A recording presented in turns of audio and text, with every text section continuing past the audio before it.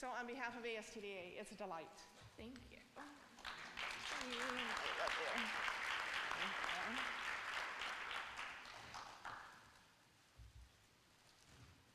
Wow, this is such an incredible honor.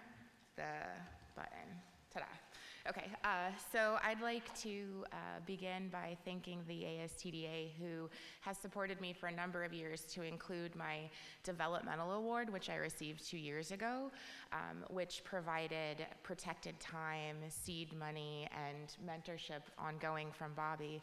And while any new investigator needs these resources, I would argue that it's particularly important for someone who's not at a school with a strong STD program. So this has really been quite invaluable for me, and it resulted in my first NIH award, so I have an R21 now.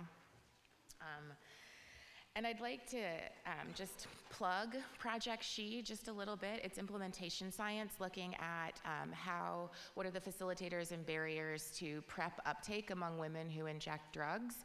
And we have a poster tonight, so if anybody wants to learn more about that project, I'd be happy to talk about it. But there are two, I think, critical components worth mentioning here. One is that uptake among our population is about 90%. So women who inject drugs are really interested in getting on PrEP, and we have 75% retention in care. So they're able to stay on PrEP when it's offered to them in a place like the syringe exchange where we do our work. Secondly, our STI prevalence at baseline was over 20%, and 3 months later, it was also over 20%. This is the second time in my personal work where we've looked at offering screening paired with syringe exchange services and have found such high rates. Currently, women and men who inject drugs aren't a priority population under the current STD testing and treatment guidelines. We need more data to see whether this population merits being part of our Sentinel surveillance program. My work and that of others have shown really high rates of disease in this population.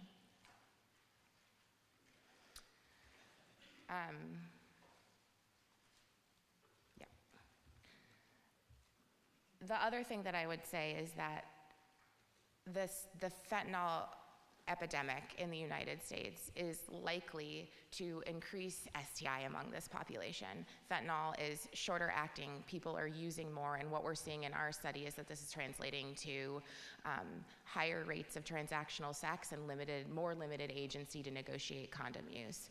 And so we just saw our first fentanyl-related HIV outbreak on the East Coast, and if we do nothing, this is likely to continue.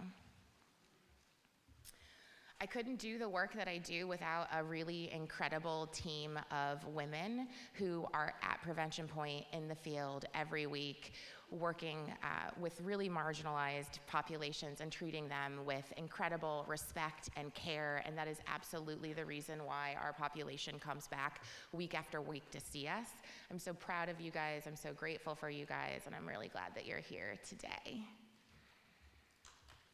Oh, yeah. And then finally, I would like to celebrate who is my real MVP. Bobby has been the most generous of mentors for a very long time. She sent me to my first STD conference. She sent me to ISSTDR and, didn't murder me when I said things like, but look what I can do for $750. Why does NIH budget be so expensive? Not recognizing that she paid for my time, my gas, my testing, my treatment, all of the things. So Bobby, I hope that as I continue to grow in this field, that I can serve my students and my trainees with half of the grace and half of the generosity that you have bestowed upon me. I don't know how I got so lucky. But thank you.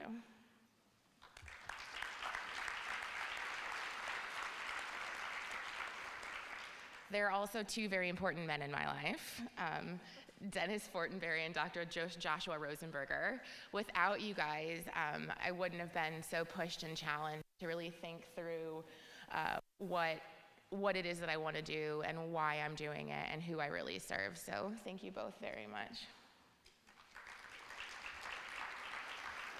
And finally, I'd like to thank my family, both chosen and by birth, especially my grandmother, who single-handedly ended my dissertation defense by yelling out, "You've got them on the ropes now, Lex."